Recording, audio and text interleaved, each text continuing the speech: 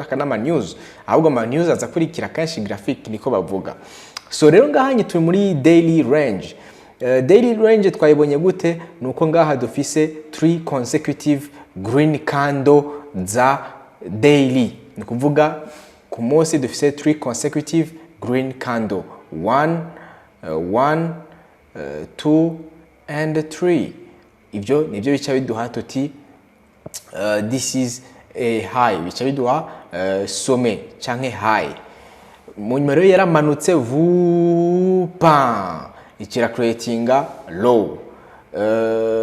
Iyo niyo daily range yacu. No kuvuga rero sommet yo muri daily range iri ngaha hejuru kuri ahanye ino chart ni chart ya BTC ya Bitcoin kuri 90,889 hama bottom nayo canke low iri ngaha anye kuri 59,700. Niyo zone novuga yacu zone de confluence yacu.